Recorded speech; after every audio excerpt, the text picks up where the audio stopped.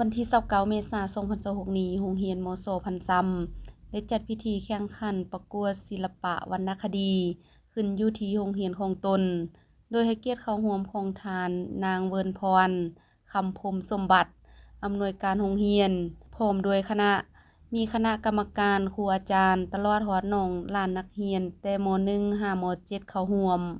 ในพิธีทานนางเวิร์นพร คำพรหมสมบัติ อำนวยการโรงเรียนมศพันซำให้รู้ว่าโรงเรียนได้จัดตั้งปฏิบัติแผนพัฒนาการศึกษา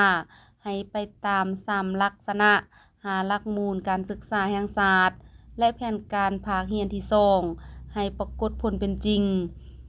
งานแข่งขันศิลปะวรรณคดีก็แม่นกิจกรรมหนึ่งที่สำคัญ เพื่อเป็นการทดสอบด้านความสามารถ การแสดงออกของน้องหลานนักเรียนอยู่ในแต่ละชั้น พร้อมทั้งเอาใจใส่แอบฟ้อน ร้องเพลง ขับรำในแต่ละชั้นของตนเองให้หลายขึ้น การแข่งขันศิลปะวรรณคดีประจำศุกร์เรียน2025-2026 ก็เพื่อเฮ็ดให้การจัดตั้งปฏิบัติกิจกรรมต้านสิ่งเสพติดภายในโรงเรียน และการเรียนการสอนให้ได้ตามระดับคาดหมาย ทั้งเป็นการคัดเลือกเอานักเรียนที่มีพรสวรรค์ในการฟ้อน ร้องเพลง และขับรำ เพื่อเฮ็ดให้นักเรียนได้เอาใจใส่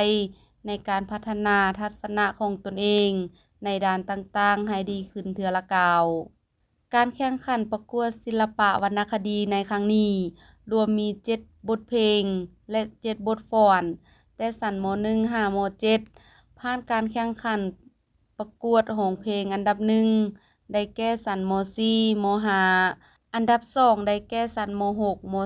.3 อันดับ3ได้แก่ชั้นม .1 รางวัลชมเชยได้แก่ชั้นม .2 ม .7 บทฟ้อนอันดับ1ได้แก่ชั้นม .4 ม .3 อันดับ2ได้แก่ชั้นม .6 ม .1 อันดับ3ได้แก่ชั้นม